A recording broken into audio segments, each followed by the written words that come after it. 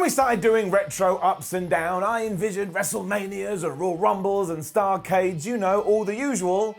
I didn't expect to be reviewing random episodes of Raw, which we are doing today because we're going back to May 10th, 1999. Although there is a reason for this, because it is the highest rated ever episode of WWE's flagship show, or WWF as it was known then. It's not hard to see why. It is so crazy. WCW was also falling off a cliff and hadn't won in the head-to-head battle since October 1998, and after this night, they would never ever win it again. I mean, they had been preempted by the NBA playoffs, but it just meant every single wrestling fan on the planet only had one product to watch, and they all tuned in to the World Wrestling Federation. Because around this time, Raw stretched its margin to around about 2-1, and then it just zoomed off into the distance to the point they just stopped mentioning it. It'd be like me coming on here and going, ha ha ha, I get to breathe all the oxygen, and you'd be like, yeah, I get to breathe it too. There's no need to make a sing and dance about it. It just is what it is. But yeah, because Raw had no competition, it meant when the ratings came in, it did an 8.1. An 8.1, that is around 10 million viewers. Do you know what the most recent episode of Raw did? A 1.8. Where did all these people go? Well, I tell you what they want. They got chased off because of nonsense. Just to really establish what a monster this was, it is the second highest rated ever pro wrestling show on the USA Network. And do you know what gets into number one? The original Royal Rumble. The main event overrun also did absolutely insane figures. I mean, go look them up and your jaw would just hit the floor like a damn cartoon character. And once again, like we said last week, WWE would kill for these kind of numbers today. And I mean it literally. They would take a knife and go like, rah, rah, rah, and they would stab somebody to death. Of course they would. They ain't even letting their own wrestlers have Twitch accounts. Anywho, it went down in Orlando, Florida in front of almost 13,000 people. And you bet your ass, let's up those downs for the May 10th Raw 1999. The first lesson I did learn that is if you are going to give me more stuff like this to review, I am going to lose my mind straight away when I hear any kind of nostalgic theme. Like I saw as the Raw intro music hit with the da-da-da-da-da-da, Raw is war into hate. I just transformed into a kid again. I was so happy, and then this happened.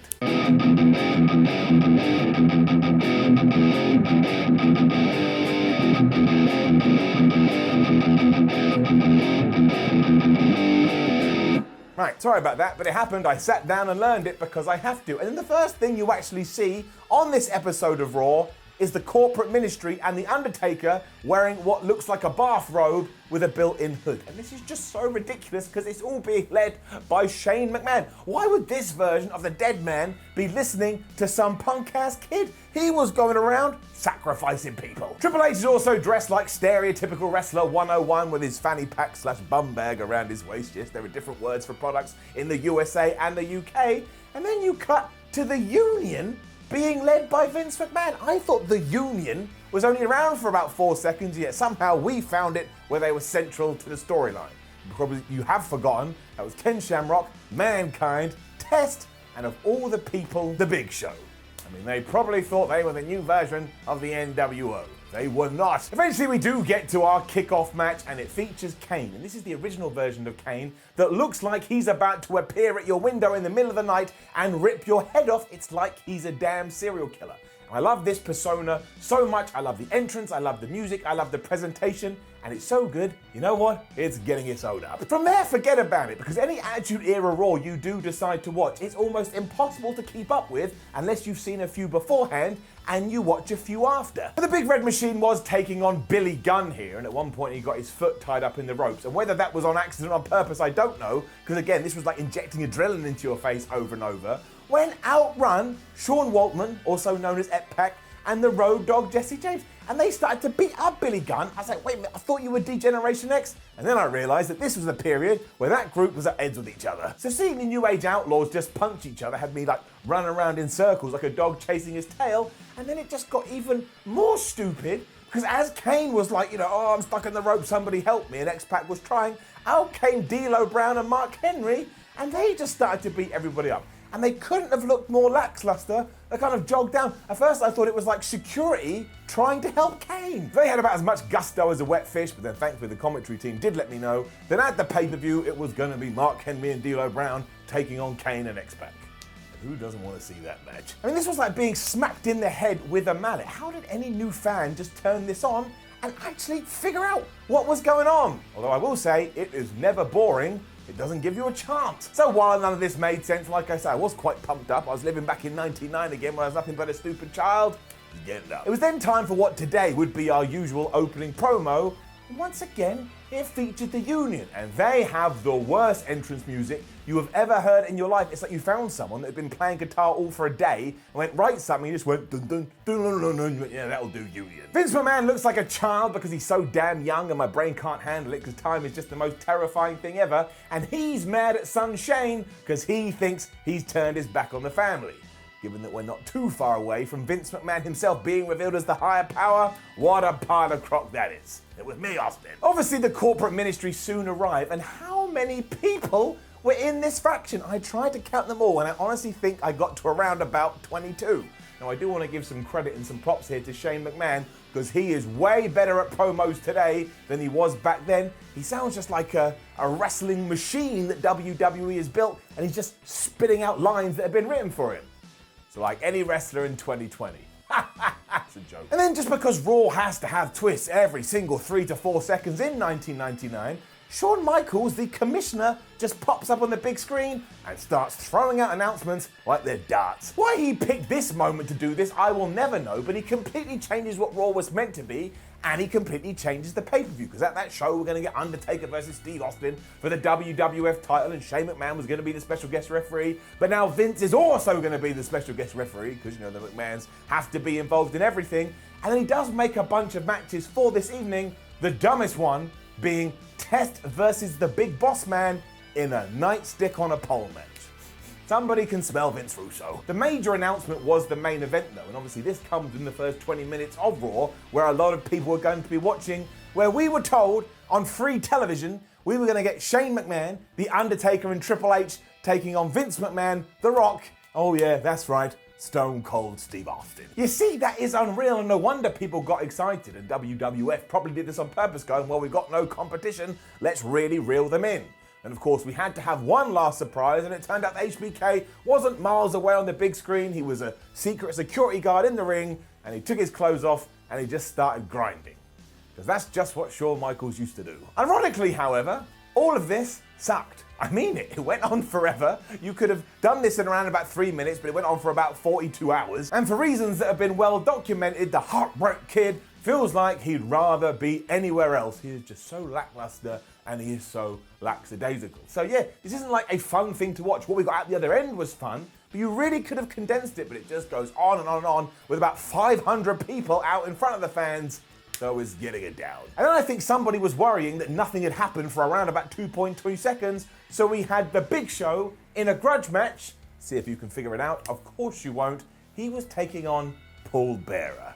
Yep. This was all built off the fact that the Phenom had cracked Big Show in the head with a baseball bat the previous week, and because Bearer had passed the weapon to him, that meant now he had to be murdered. I also hope that you're a massive fan of stipulations, because you were about to get load thrown up the 2-9, because here, if anybody did anything untoward or interfered, Undertaker was going to lose his championship at the pay-per-view. Oh no! I'm sure you can figure out all of this too. Paul Bearer obviously has his ass whipped, but then the Big Show, he's such a moron. He then talks to Shawn Michaels, who's on commentary, and again is the commissioner, and says, hey, why don't you waive that whole interference stipulation?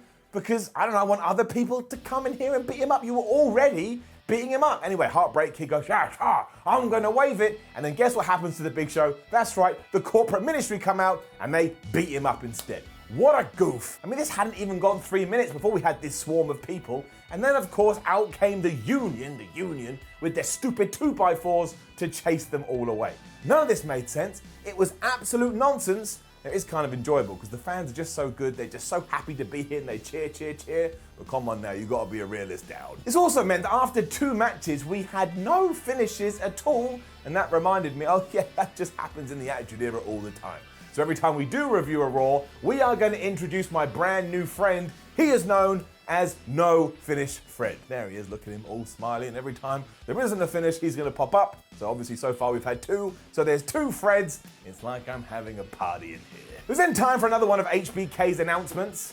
It was going to be for the Women's Championship between Deborah and Sable. and it was an evening gown match. Roll it. Hello, my name is Simon Miller, and welcome to yet another episode of Out of Context Wrestling. Well, I will just explain to you what happened next on Monday Night Raw from May 10th, 1999. For you see, Deborah and Sable were going to compete in an evening gown match, and the goal of the competition was to remove as much clothing from the other woman as possible in order to be claimed victorious. There was no reason as to why this kind of match was happening or why men weren't doing it either, and all we did know is that WWE realized it tantalized teenage boys, and they were the people they were going after. Do not forget, this was also a championship title opportunity, and all you had to do was try and stay fully clothed. Try explaining that to anybody who doesn't watch pro wrestling. I was also in tears here, because before this thing even kicks off, there is yet more distractions, because out comes Val Venus. The bell goes ding, ding, ding, and then you get, hello, roadies, and he just walks out, because you can't have anything simple in the Attitude Era. We just need people, people, people, people. As soon as that does happen, though, Sable sneaks up behind Deborah and just pulls off her dress. That's the end of that one. And as Nicole Bass then stalks Val Venus, he turns around into a guitar shot by Jeff Jarrett that must have blown up his brain. It is horrendous. It never stops either. It's like a train smashing into your face and you feel like you need to lie down, because Michael Cole is then interviewing Shawn Michaels, and he's like, again, well, I'm the commissioner and I've decided the winner of an evening gown match should be the person that has their evening gown ripped off, meaning Deborah is now the new women's champion. And do not forget, Sable had been the champ for 179 days. This is how she loses it, and does she care? No! She's in her, tight gear, and she just starts partying away as well. Like, oh, well, we may as well just roll with the punches. And yeah, I know you're writing it right now in the comments, Simon, it's of its time, it's of its time. Oh yeah? You know what else is of its time? Sucking down. What did not suck is what we will see next, especially for an old school fan like me, because we had one of those cool shots where you saw The Rock in his locker room and Vince McMahon in his locker room and Stone Cold Steve Austin in his locker room, and as soon as the fans see them, they just go, ah, ah, and they're screaming like they've just won the lottery. This just made me so excited, and I knew what was going to happen in the main event. I knew it was somewhat farcical, but when you make me feel so fuzzy in my tum-tum, you're getting enough. I know that's dumb, but it just happened. We then get the same with the bad guys, as Shane McMahon is just yelling at The Undertaker and Triple H, and can you imagine that even happening 1 year later? It just double downs on the point that in the late 90s, the McMahons were everything to WWE, WWF, whatever, and can you blame them? Again, look at the ratings. If business is booming, just keep doing whatever you're doing. Still though, this had been the year 2000, and Shane had tried to talk to the game that way, he would have ripped off his head and just cracked down his neck. That's unnecessary. Next! Well, it's the nightstick on a pole match. That's right, Vince Russo just flying around my head because he absolutely loved these things. I mean, in WCW, he had Viagra on a pole. Do you know who doesn't like pole matches though? Me. Down. And what do I even say? It was Test versus the Big Boss Man, two guys who I actually think are vastly underrated, especially the latter. Ray Traylor could just do anything that you gave him, and by all accounts was well loved. It sucked that he passed away so young, and that's even worse for Test. He didn't even make it to his mid-30s. Honestly, horribly tragic. The real issue is it's just not very fun to begin with, and with a ludicrous stipulation like this, that's exactly what you need. And at one point, Test does grab the nightstick, but then the Big Boss Man just gets his baton out of his back pocket and he cracks Test in the head. So why did he wait for Test to grab the other weapon? Just use it to begin with. Test then decides to go for a sunset flip, and that is really dumb, because again, Boss Man has this, he just goes twonk, smashes him right in the skull, and pins him. And once again, a babyface looks like an absolute chump. And I timed this to it went 7 minutes. If before I looked at the time, you'd asked me to guess, I would have gone 40 hours. Also, just to sum it up, the crowd went quiet. That is not good. Val Venus is then in the back and implies that Deborah wants to have sex with him, because she would rather have the money shot than a guitar shot. And look, if you don't know what that means or you're young, keep it that way. Do not Google it. And if you do, well, hopefully you're now in the same boat as me. And that boat is just sinking towards the floor, down. Then thank everything for Mick Foley, because he is out here as the returning Cactus Jack we wouldn't see again until the Royal Rumble 2000, which we've done here on Retro Ups and Downs. Cheap plug, make sure you check it out. And in just an absolutely bizarre matchup, it is him taking on Mideon and Viscera, because of course they're both in the corporate ministry. I thought it was quite entertaining. Up. I think mostly this was because of Dennis Knight, aka Midian. There's another guy that just did whatever the hell you asked him to and pulled it off quite well, so there's a retrospective thumbs up. What I didn't enjoy was the crazy headshots with chairs that Mick Foley took. One of them is so hard, I think my brain just exploded. What on earth were we thinking? I know we didn't understand concussions as much as we did now, but even then if someone said, Simon, could I just punch you as hard as I can in the face? I probably would have gone, I think that's for the best. I was also kind of terrified Foley would lose here because I still see him as such a big star, but thankfully that didn't happen. Instead, Big Vis was outside on the floor and Foley dove off with a chair under his armpit and just elbowed it right into his face. He got the 1, 2, 3, and again, aside from the excessive violence, this is kind of what the Attitude Era was all about. Vince Russo then struck again, just like this, all the damn time, because China had been scripted to say, because she is a woman, every 28 days, she's in a bad mood. Once again, if you know, you know. I mean, you should know anyway. You should know about, how women's bodies work. But do I need that in my pro wrestling? Absolutely not. It's a down. She's also going to rip off Ken Shamrock's balls later, and it was at this stage I thought, can I just turn this off and make the rest of it up? But I didn't. And that was great because it was then saved by a flippin' promo vignette for Steve Blackman. I ain't kidding you. Up. Because I mean it, I love Steve Blackman. To this day, I still don't know who he was. Just angry man that had hair that would never move. He is also the antithesis to what Vince McMahon likes in a professional wrestler, and yet here, we're trying to big up his big return. I mean, once again, the phrase of the day, it makes no sense, but I was excited. Right, Bradshaw and Farouk, or the Acolytes as they're known here, also part of the corporate ministry. What a couple of doofuses. Because they were forced to fight here after another Shawn Michaels announcement, and you would think Bradshaw and Farouk could have figured out what he was trying to do, but these two idiots, they just walked right into it. Because at first they're like, look, we're not scrapping, there's also lumberjacks around the ring to try and make them, but like, we're not doing it, we're friends. And then Bradshaw just goes, and also Farouk, if we did fight, I would whoop your ass. You think Farouk was going to take that? Of course he wasn't. I mean, in 30 seconds, they were brawling. Stupid. And given the layout, you already know what's going to go down. The Lumberjacks start taking too much of advantage, and there's another giant brawl, and the Acolytes just run away. And somehow, this ends with poor Viscera, who's already been smacked in the face with a steel chair, getting beaten up by the Union, the flippin' Union, with their flippin' 2x4s. That was a bad, bad night for him. It's also another non-finish, so we'll get Fred back up. There he is, non-finished Fred. I love him, that little scamp that he is. And it's also getting it down. We then return to the back where Pat Patterson and Gerald Briscoe were getting ready for their match against the Mean Street Posse with yet another stipulation that whoever lost here would have to leave the WWF forever. Maybe you're grinning and laughing about this, but the quarter that this match was in did one of the highest quarters of all time.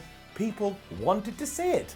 And who am I to argue? And I kind of get it because I was one of those people. Pat Patterson and Gerald Briscoe as the Stooges was so much fun to watch, and I always enjoyed the Mean Street Posse. The whole concept was so dumb. A couple of mean guys from Greenwich. That doesn't work, and yet it did. The Legends come out to Hulk Hogan's music and start posing like the Immortal One, which was a clear shot to WCW. And then they absolutely wipe the floor with Pete Gas and Rodney. It is like two dads taking their kids to the woodshed. I don't think it went 3 minutes. It is absolutely awkward as hell, and it is so difficult to watch. And it ends with the Mean Street Posse tapping out as there's a figure four and a Boston Crab. But look, if we're talking about life and just wanting to enjoy yourself and having a good time, well, this ticked all of those boxes, so incredibly, is getting it up. This also just encourages Patterson and Briscoe to then take their posing to a whole new level, and I was in tears. Patterson gets naked at one point, or at least half naked. Nobody in the world wanted to see that, and yet I was sports entertained. What does that say about me? Next up, we kind of got some nuance on the show. I mean, obviously we didn't, but compared to everything else, it was far more intriguing because Ken Shamrock was doing a very, very calm and a very, very focused promo backstage where he said he was quite perturbed that he had to have a match with China later against Shawn Michaels. He arranged all of this because he had been brought up not to hit a woman. And honestly, he delivered this so seriously, I was like, I'm kind of intrigued. I mean, it was dumb of me. I should have figured out what was going to happen, and I kind of did. But still, Ken Shamrock bringing the big guns. And then incredibly, we actually got a pinfall in the middle of the ring. I almost collapsed. Because it was Val Venus and Jeff Jarrett clashing after everything that had happened earlier, which of course was horrendous, but in terms of their fundamentals, in terms of their technicality, and in terms of them putting on a good wrestling match, I can't complain here, so I'm giving it up. I should have known that something stupid was about to happen though, and of course it did, because do you know why Val Venus lost? He was about to hit the money shot, the big splash, when Deborah got on the apron, took her top off, And Val Venus was, I just gotta say it like it is, hypnotized because of her boobs. Because she gets those bad boys out and he's just completely fixated by them to the point he gets off the top rope and walks over to her and then just starts canoodling. This, of course, is a ruse. Deborah gives the Women's Championship to Jeff Jarrett. He clocks Val Venus right in the head. And once again, what an idiotic babyface, Val. How could you not see this coming? I think halfway through a match, Deborah's just gone, oh, I want to have sex with Val Venus. Of course not. Anyway, Jeff did win here, as we've already established. And that ending is get it down. I'm also going to say, as this wasn't clean, we're bringing back non-finished Fred. I mean, we still got a finish, but it was stupid. What's that, number 4? Thanks, my friend. You're all right. After that, we got that classic shot that WWE used to do of 2 wrestlers in their own independent walking zone heading towards the ring. And I was a bit like, why don't we do that now? There's something so cool about it. And then we cut to a video featuring Beaver cleavage. Beaver cleavage, from this point to the day I die, will always not just get a down, but a brown down. We're not even getting into this other than the fact I will tell you the headlines, because Beaver was a character that you were meant to think was having sexual relations with his mother. It hurts my head. It really hurts my head. Here, she was tending to his knee because he grazed it or something, and then I suppose they went off camera and had incestuous sex. Do you know how often I want to talk about incest?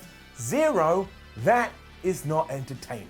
This was flipping terrible. And then where's Fred? Let's get him back out here. You've had a busy night, my friend, because we've got to talk about what was next. Why? Because it is China versus Ken Shamrock, and of course it doesn't happen. Why would you think otherwise? Kenny's all like, look, I'm not going to fight you, so China starts hitting him, and then Triple H is there with his music, blah, blah, blah, blah, blah, blah, blah, which is not as good as his game theme. That's a long-touted argument, but I do not agree. And then because Triple H punches him in the face, Shamrock goes nuts, he goes all intensity, he sees the red mist, and he gives China a belly-to-belly suplex, and he can't believe what he's done, so he just leaves. And that's the end of it. So there's no match, there's no ending, there's no nothing. It was just a thing that was there. So it's pointless. And if you had stayed around to see this, you would have gone, well, that was a waste of my time. Well, we'll make up for it now, and we'll give it a down. I tell you what did absolutely rock, though, and what sums up the Attitude Era perfectly, the main event.